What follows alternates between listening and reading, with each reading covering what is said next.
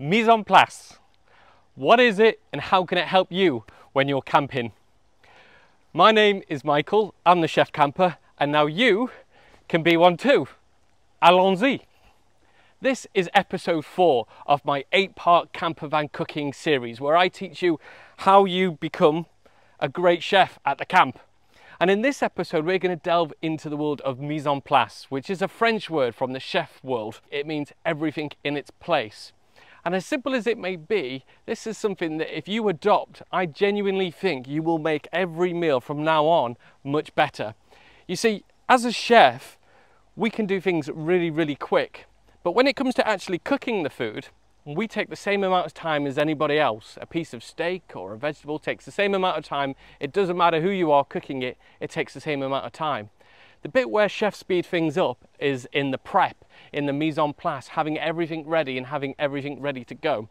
So what I'd like to do now in this episode is basically share with you some of the philosophies that I think you should adopt when you're camping, but also share with you the basis of a great sauce and how that can create a really tasty recipe. Okay, first of all, what are the things that I like to carry as a chef in my camper van to make sure that I can pull off these memorable meals? So first and foremost is your knife. Now this is my chef's knife. I've got loads of different knives. I've got loads of different chef's knives, but my advice to you would be to, rather than buy a whole set of 10 knives or 8 knives in a knife block, save that money and spend that money maybe on 2 knives. You want something like a chef's knife like this, maybe a little bit smaller, maybe a 6-inch or 7-inch blade instead, and then a smaller paring knife.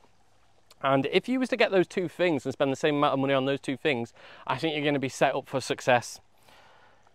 There is another knife though that I thoroughly recommend, and this is the Victorinox tomato knife. Now this is about £5 or £6. You can find the details to all of this, by the way, on my website chefcampers.com, where you'll be able to see the notes of this episode, so don't worry about writing this down. Anyway, this is the Victorinox tomato knife, and this thing is absolutely lethal. This will take your finger off if you're not careful, but it's the knife that if I could only have one knife in my back pocket if I was backpacking somewhere, I'd probably take this one, because you could probably do anything you need with it. It is serrated, which means it doesn't slice very well, but you can carve through most things. So, Victorinox tomato knife. Next up is how we handle the food when we're in the pan. The first thing I'd like to share is the palette sort of knife. These come in all shapes and sizes. You can even get a really swanky one with your name on it. Mr. Shetland Tony would know about that. Anyway, these things are just great for handling or moving things or picking up from underneath. So, and they're only little as well, but that's a chef's tool that we use all the time. The next one are something to handle stuff in the pan. So I like these long tweezers. You can use tongs, and I have used tongs a lot, but I've recently switched to these long tweezers because they just give me a little bit more precision and I can twist things better with them. So I really like them. Next up is, I think this is a camper van essential. This is the OXO mandolin slicer. There's 3 levels, but basically, rather than use your chopping board, you can put this over your pan and you can slice on it. Now you are supposed to use this guard, so if I do catch you using it without the guard, I'll tell you to be careful. But basically you can slice things very thin. But I also slice other things like cheese, and you know, if you just want to put some slivers of pecorino over a dish, I'll use this. So I quite like this, and you can get through a lot of onions fast with that. Next up is the silicone spatula. Again, I think this is a bit of an essential because this is able to bend to the contours of your pan, which means you can really scrape out the sauce and that sort of stuff. So this is essential. And then the next thing, which if you've been watching episodes 1, 2 and 3, then you'll know I've been using the firmer pen all the time. For me, you know, as a chef, I don't think I would go anywhere without this if I'm cooking for people. It just gives me that reassurance and the confidence to say it's cooked perfectly. And the last tool that I always use, which people don't often think about, is a spoon. This is because you have to taste everything you cook. Taste the seasoning, adjust. The 5 key flavor profiles that we spoke about in episode 1.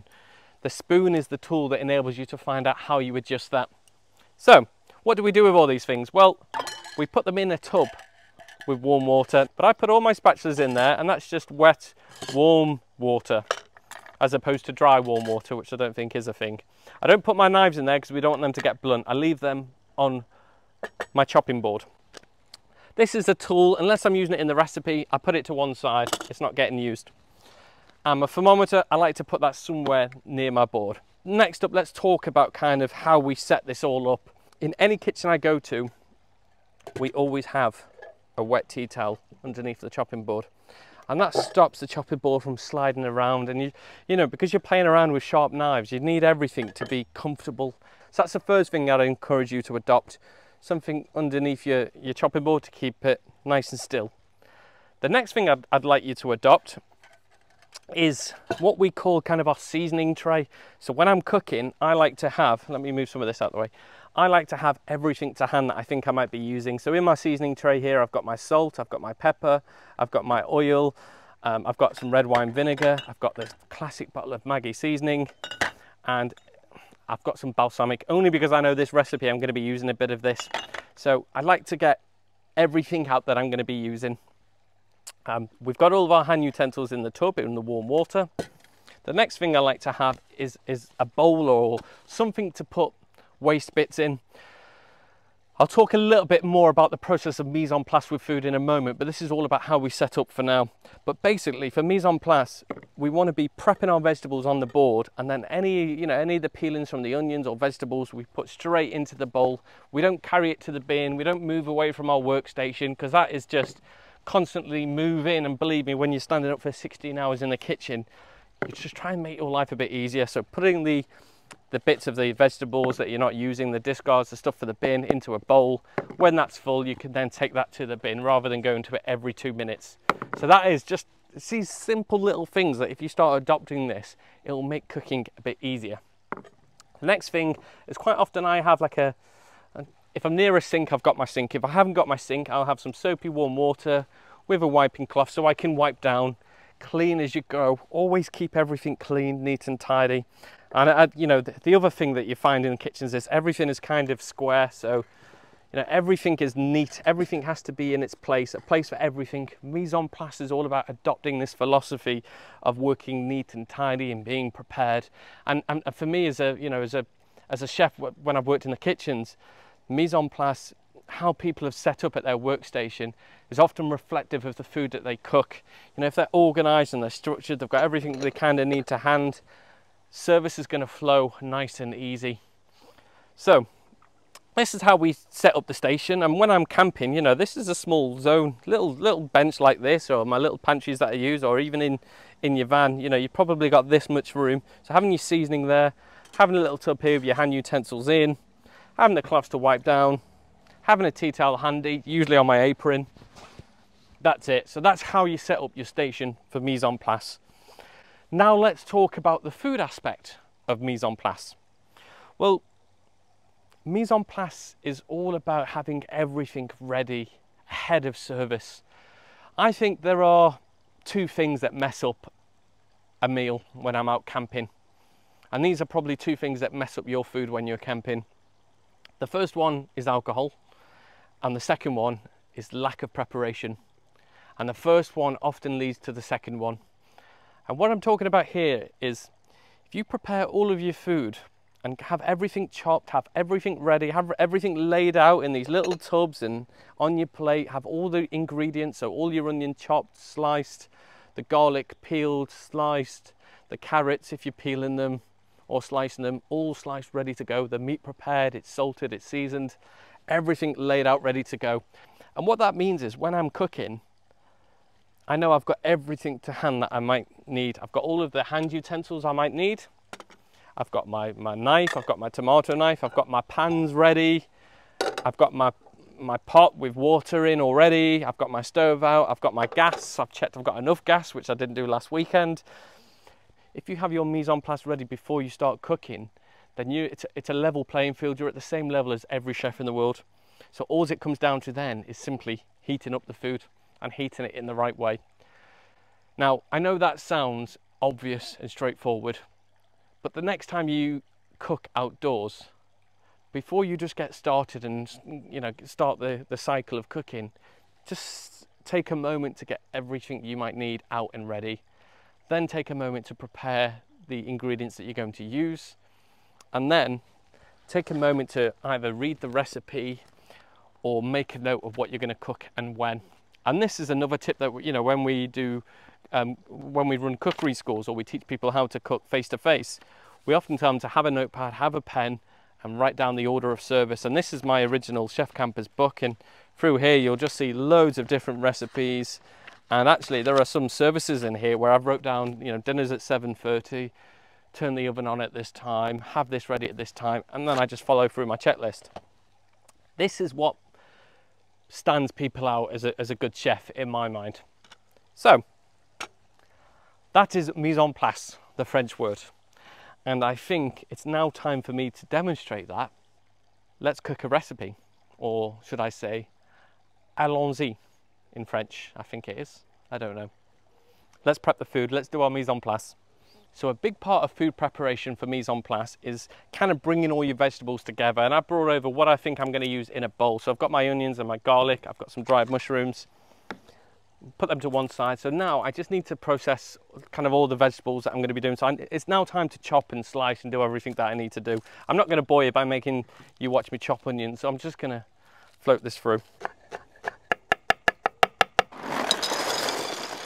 This dish captures everything we learnt in episode 1, but we're now taking it up a notch. So we're learning the basics of a good sauce. Once we learn the basics of a good sauce, we can then go off in different paths.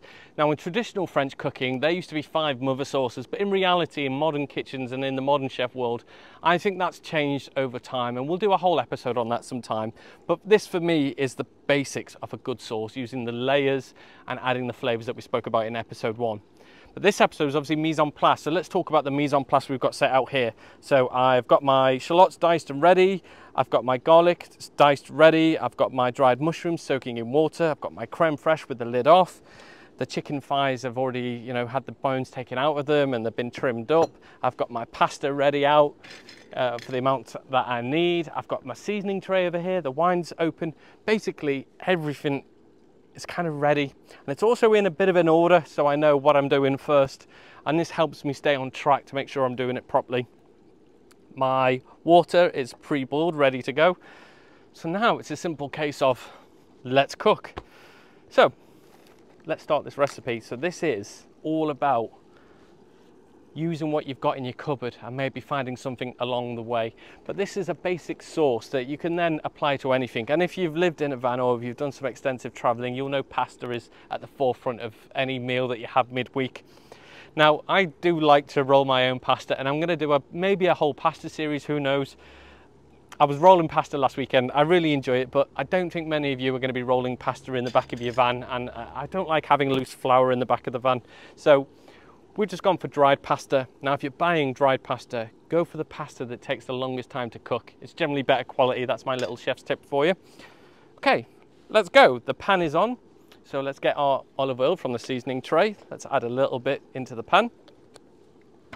Let's season the salt, and let's season the chicken. I've actually seasoned this a little bit before, but I'm going to do a little bit more here and put some on the skin.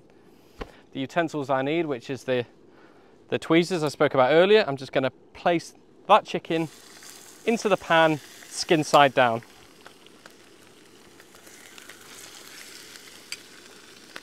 The dish that's had the raw chicken on, just get that away from your cooking zone. You don't want contamination, so I'm going to get rid of that now.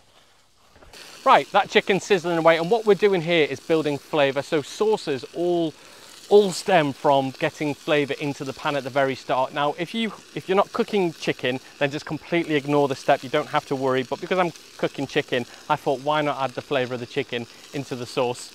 Now, for a lot of restaurants, mise en place, the sauce will be made in advance. So actually, when you put your order in for, let's say, a lamb shank, you know, it takes 4 to 8 hours to cook a lamb shank properly and really nice. But you've got about, you know, 12 or 16 minutes until that dish comes out. So everything is kind of pre-cooked. And in the restaurant world, we generally just bring it back up to temperature to its best. And we only tend to cook stuff live, like proteins like the fish, the steaks and all that sort of stuff. But everything else, like your vegetables, they're maybe part boiled or kind of ready to go. It's all about having as much done as you possibly can, so when you enter into service, you can work clean, easy and quite smart. Now, because I have done all of my mise en place and I am ready, you know, this shouldn't really go wrong. So there's absolutely nothing wrong with me having a glass of wine. A little bit goes in the sauce, but before it goes in the sauce, you just need to check that it's check that it's nice, and that is definitely up to my standards, which are pretty low, so don't worry. So now we're just waiting for the chicken skin just to, I guess, render down and put some of that chicken flavour into the pan. Once that chicken flavour is into the pan and we've seared off the chicken, we're going to take it out of the pan, place it onto a plate that I have here ready, and then start building our sauce. It's at that point I'll put the pasta into the pan. So everything here is very calm and relaxing, which means you can kind of stand back and watch the fireworks. Right, my chicken has been on the skin side for quite a few minutes now, so I'm just going to flip it over. And we've got a nice golden crust and texture on that side. And at this point, I'm going to add a little bit of butter into the pan. And why not add some herbs too? We've got chicken fat now layered into the pan. And what I'm going to do is just baste a little bit of that butter over the chicken. And what we want to do here is basically just take the chicken to a point where it's just on its way to being cooked. How do we check? Well, we use our firmer pen, don't we? Right, I've just checked my chicken with the firmer pen, and I'm at 65 on the biggest piece, and I've actually hit 68 on the smaller piece. So it's time to take them off. I'm just going to let them rest, and do you know what? I'll put them out here, out the way. Now, if you're outdoors, you might want to put a tea towel or something like that over it, but I'm going to live on the dangerous side. In the bottom of the pan, we've now got all that flavour and coating of the chicken with a little bit of butter. So now what I'm going to do is pop in my shallots. Now, the basic to any sauce is sweating down your onions first. Don't chuck everything in at the same time. You've got to cook it down in stages, and the shallots take a little bit longer to cook than the garlic. So what we do is we give that a couple of minutes, and what I might do is just give that a little dollop of butter as well. Just a little dollop, because we've already put some in already.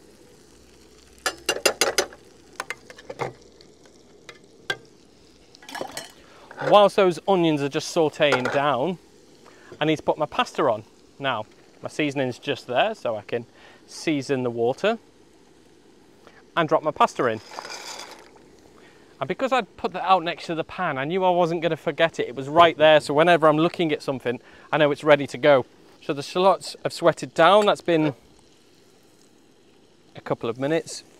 Oh, and they smell, that just smells delicious already, because that chicken flavour with the herbs on it have just kind of laid, it's put a coating in that pan of flavour. And you know, some people would get separate pans or new pans, but it's all about developing complex flavours from the start. So we put quite a bit of seasoning on the chicken, so I should say that's already dropped into the pan, but just for safety, let's just add a little pinch of salt over the shallots. Now let's go in with the garlic. Now it's important here we work a little bit faster, because we don't want to burn the garlic. We just want to kind of release the natural flavour off it. So let's just keep this turning and get them seared. And the smell already coming from this pan just tells me that we're on for a bit of a treat here. We're on for a good meal. Just going to quickly stir that pasta as well and make sure none of it's sticking to the bottom, but it's all looking good.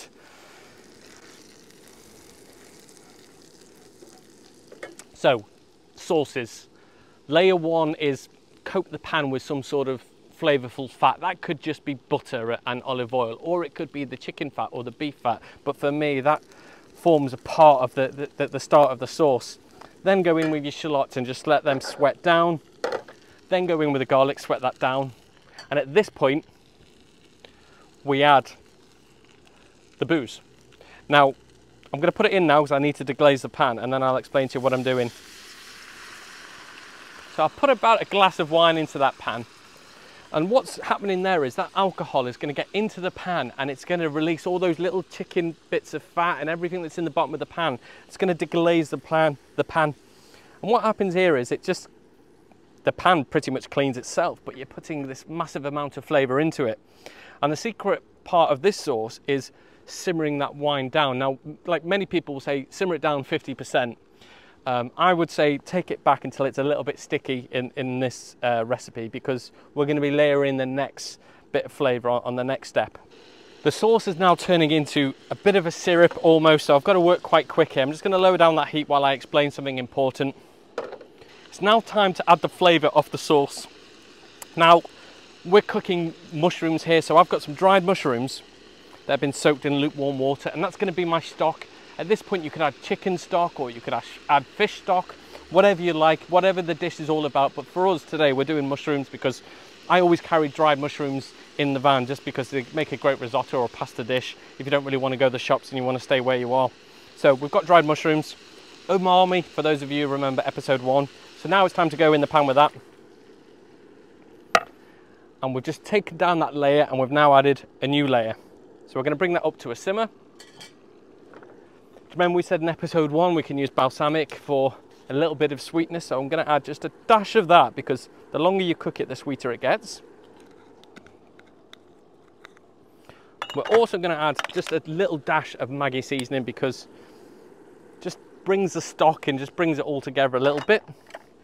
And then just a very tiny dash of red wine vinegar, just a slight dash, just to get a little bit more of acidity in there. Dried mushrooms can be quite earthy and quite an earthy flavour, so trying to round that out a little bit is part of the challenge here. But I think for me, you know, we're getting there. Now, if you want to be a little bit more extravagant at this point, we could add a little bit more butter, and why not? I've had my gallbladder removed, so I don't have to worry about damaging it anymore. It's already damaged. And now this is just oozing goodness. Moving that sauce around, and this is already looking like a good dish, if I'm honest with you. I think it's time to celebrate, Steph. Now it's at this point you can really start you're on the home stretch. I've been watching the Olympics recently, and I was watching the 10,000 metres, and they all just sit, well, I say jog, they weren't jogging, they were running way faster than I could run at full pelt. But for that kind of last lap, they all really went for it, they all really gunned for it. And a bit like the Tour de France, sometimes they have that final sprint at the end. Well, this for me is kind of the sprint, so we can relax now. We're pretty much done. We're not going to kill anyone at this point because the chicken's cooked. Everything at this point now is pretty much safe to eat.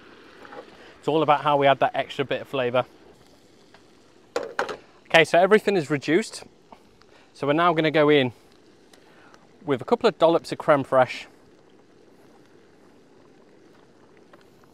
Give that a little stir. Okay, my pasta is ready. Place the chicken. We're going to pop that back into the sauce. And don't forget the juice from the chicken. Just bang that into the sauce. So where the chicken's been resting, we've been resting on a plate. Just pour that into your sauce too. So the pasta, we don't have to worry about any of the pasta water going into this sauce because it's kind of starchy and it adds a little bit. But I'm just going to turn some pasta into the sauce. Like so. And now I'm literally just going to turn it. I might just pull the chicken out whilst I toss it around. So now we're just coating all of that pasta with that beautiful sauce that we've made.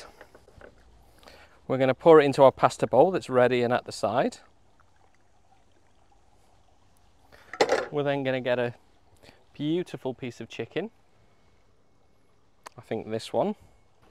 So this is my wild mushroom and chicken pasta dish. This is something you can grab out your cupboard and make pretty easy. You don't need to add the chicken to this, it's fine on its own. But for this, I've used juicy, tender chicken thighs, which I've put in the pan. I've seared them off, let the fat drip from the chicken into the pan. I've taken the chicken out, I've added the shallots and simmered that down. I've then slowly softened down the garlic. I've then deglazed the pan with the white wine.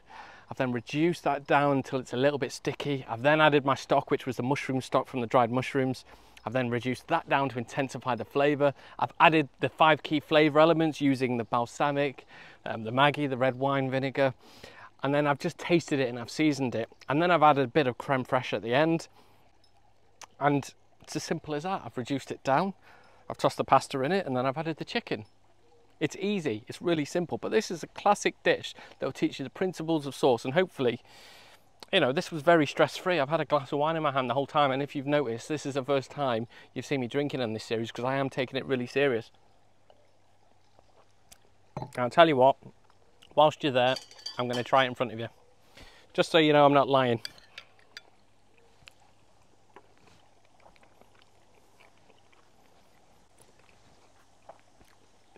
This is really, you need to try this one. I know it's pasta, I know it's quite simple, but this is restaurant quality sauce.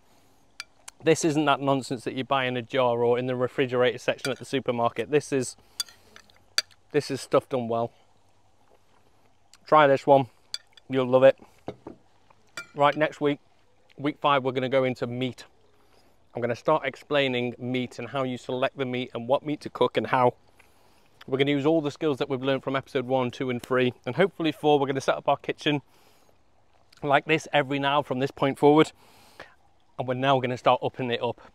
So tune in, subscribe. Next Thursday we're going to be talking about meat, but in the meantime try this, because this is